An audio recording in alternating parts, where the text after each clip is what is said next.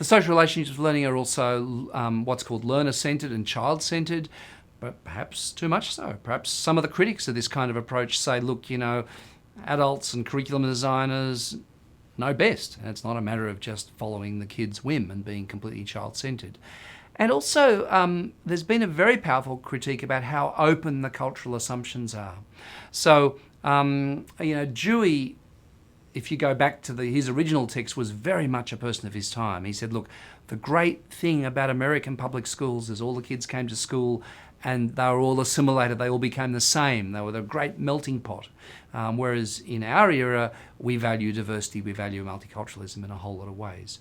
But getting right up to our own time, people have criticised authentic pedagogy, saying, look, these kind of immersion models are okay if literacy makes sense to you. So if you've got a lot of books at home and your parents do a lot of writing, they bring home their work and their writing at home, literacy ends up being just an intrinsic part of your environment, and it kind of makes sense. But if you get to school and you speak a non-standard dialect, and you don't have books at home, literacy doesn't make immediate sense. It's not completely obvious.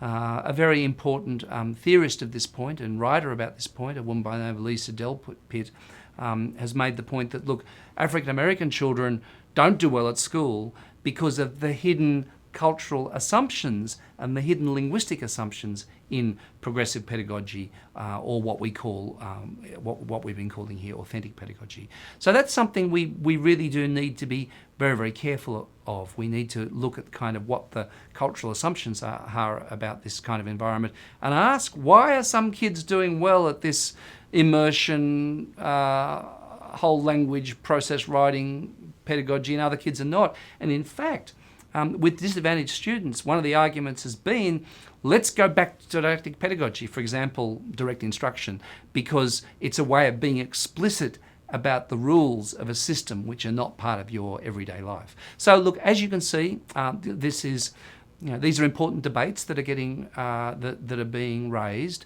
and one of the themes that we have through this series of videos and through the book that goes with it is that in fact we need to take the best of all these approaches and put them together. So our knowledge process approach is what we're more or less advocating. So if you like, the bias or the emphasis of authentic pedagogy is on experiential learning. The emphasis of didactic pedagogy is on overt instruction, or what we call conceptual learning, right? So, but actually what we really need is a mix of all these things, a balanced mix of all these things. So if you like, that's anticipating one of the themes of these videos and these sections.